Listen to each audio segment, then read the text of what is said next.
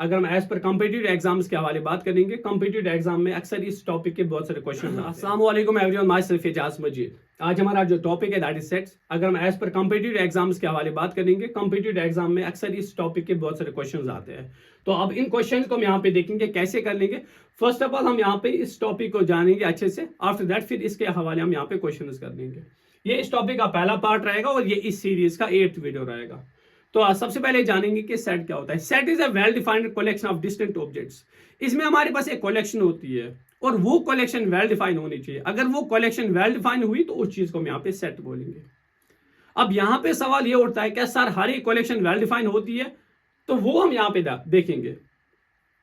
तो यहां पे हम कलेक्शन लेने जा रहे हैं प्राइम नंबर्स की, और प्राइम नंबर्स लेस देन 11। अब एजाज सर को अगर कोई बोलेगा कि सर हमारे पास कलेक्शन है प्राइम नंबर्स की और वो प्राइम नंबर्स लेस देन 11 है, तो आपका आंसर क्या रहेगा?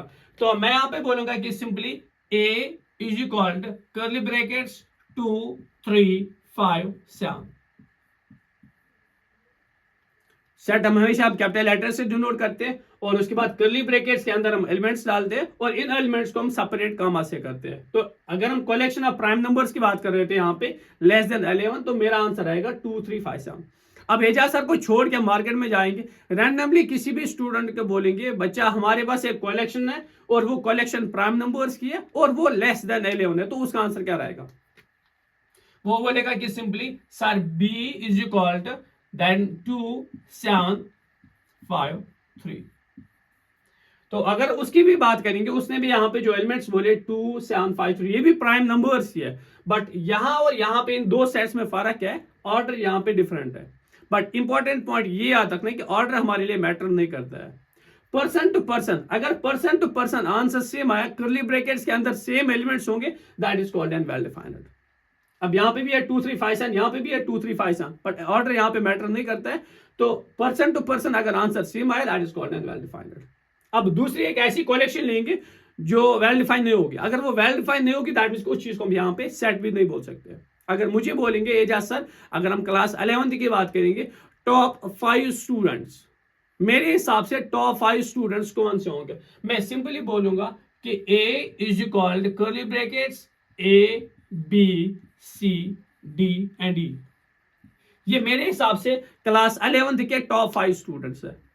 अब एजाज सर को छोड़ के किसी दूसरे सर को बोलेंगे कि सर आपके हिसाब से क्लास 11th में टॉप 5 स्टूडेंट्स कौन से?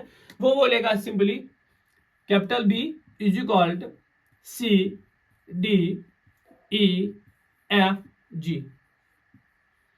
अब यहां पे देखेंगे दोनों सेट्स में कर्ली ब्रैकेट्स के अंदर यहां पे एलिमेंट सेम है, नो डाउट कि यहां पे कुछ एलिमेंट सेम है, बट ओवरऑल अगर हम यहां पे बात करेंगे, ओवरऑल यहां पे एलिमेंट सेम नहीं है। वो मीन इसके पर्सन टू पर्सन यहां पे आंसर चेंज हो रहा है। जब person to person answer change होगा, that is not an well defined. तो ये यहां पे वेल डिफाइंड नहीं है। जब ये वेल डिफाइंड नहीं होगा तो दैट मीन ऑब्वियसली ये यहां पे सेट भी नहीं होगा। जो पहला क्वेश्चन है that means if A is equal curly brackets 1 2 3 4 5 bracket close, then number of elements in A is. हमारे पास ये एक सेट है, इस सेट में हमारे पास एलिमेंट्स है।